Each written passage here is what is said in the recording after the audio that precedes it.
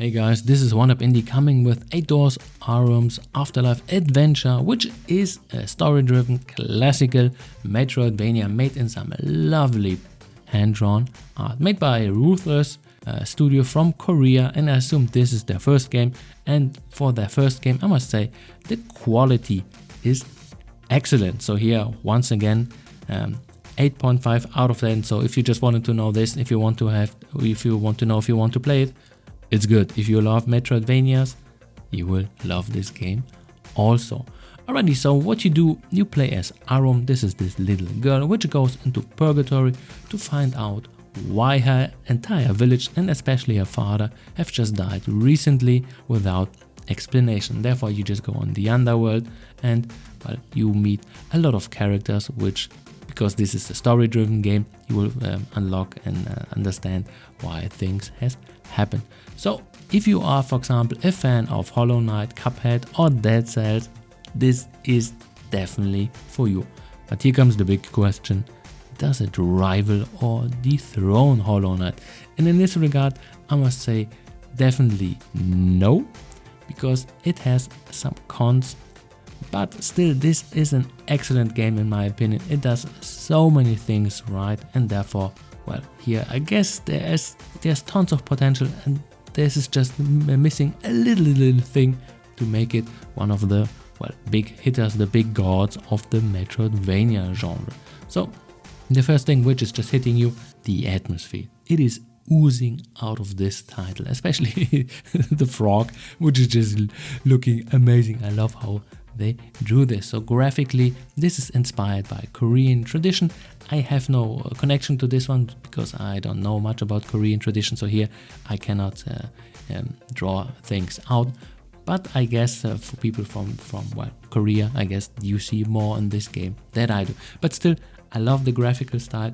Everything is looking nice and neat, and I love how the way everything is being telegraphed, besides animations, the whole characters which you're meeting, the locations, everything is looking very professional, and I love how well it all fits together.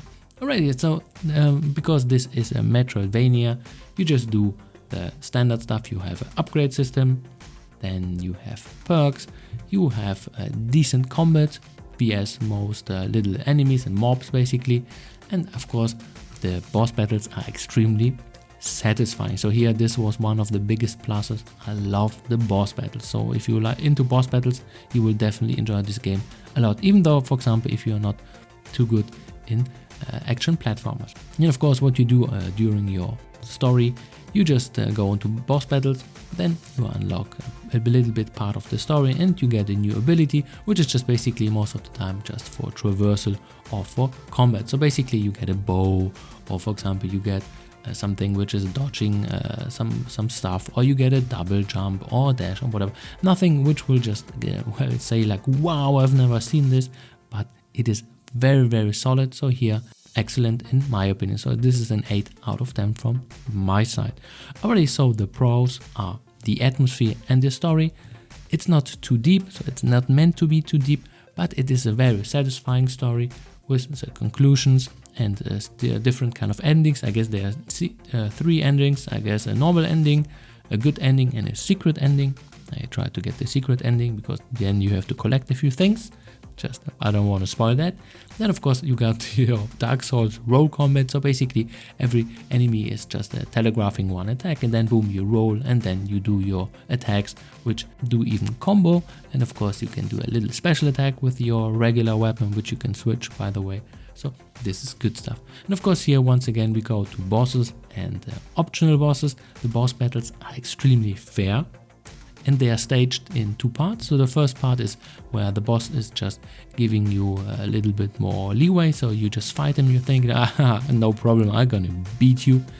And then in the second part he will beat definitely you. But all the bosses can be beat by skills. You just memorize a few of their patterns, and at some point you just get better and better, and then boom, you beat this boss, and therefore they are extremely satisfying to play it.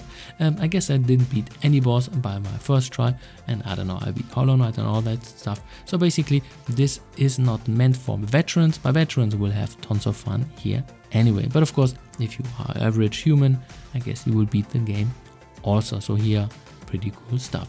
And of course, you got the perk system. Nothing too special in my opinion, but of course very solid ones. So for example, I don't know, faster dodging or faster this or a little bit more attack. So very solid things which you can respec, which is pretty sweet. So you can play it very safe here. And of course you got secret unlockable perks which you just find by doing quest lines. So here, cool stuff. Also of course, once again, the pros, the frog. I love the frog. By the way, I don't know. Just looking at this stuff, it just like gives me a big smile. Of course, there is some fair platforming, pretty done. So there was nowhere in this game where I thought like, oh, this is frustrating. So here you will have some interesting stuff, but of course it won't be kicking you in your teeth and you're thinking like, okay, screw this game. So here it was fair all the time, and therefore I loved it. And then of course you got your fluent combat with animation cancelling, so basically you can attack and then instantly roll during your attack. So here very forgiving and very fair combat, which I definitely like. And of course tons of areas and things to find. So here I love the way how they structured this. So I was finding a lot of things every time I played through some areas and like, oh cool, I didn't find this, I didn't find that. So here pretty masterfully done. And of course you got your cutscenes, which are just dragging your story on, and then of course you see what's happening. And of course I don't want to spoil all that stuff. And of course one of the biggest things, you got a unique setting. So here this game should have a bigger audience because I think the setting is excellent. So I love how the way it is. For example, if you saw Hollow Knight and played it the first time, you instantly fell in love. At least that was for me, for the atmosphere. Same for this game. And now we come to the cons, where we have to say like missed opportunities. And of course, because the game, the combat is very forgiving, veterans I guess will have their fun, but this won't be like ultra challenging because let's say you played Hollow Knight, this game was punishing you quite a lot, and this game doesn't have that. So here it is more on the let's say a good part. And of course here you will have no things which are just completely blocking you of progress, which I found very good.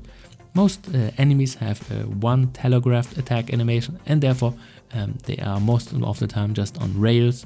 Therefore this could be a little bit monotonous.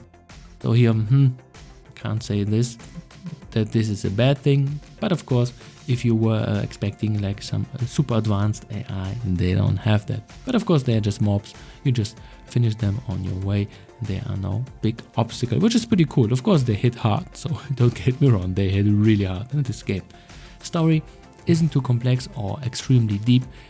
Here they went for a very easy route, so for example even the younger ones will understand what's actually going on. Of course you cannot expect it to be, let's say, a Dark Souls super deep intricate game where everything is just being subtext and meta text and you have to decipher it through well, some items which you collect on your way.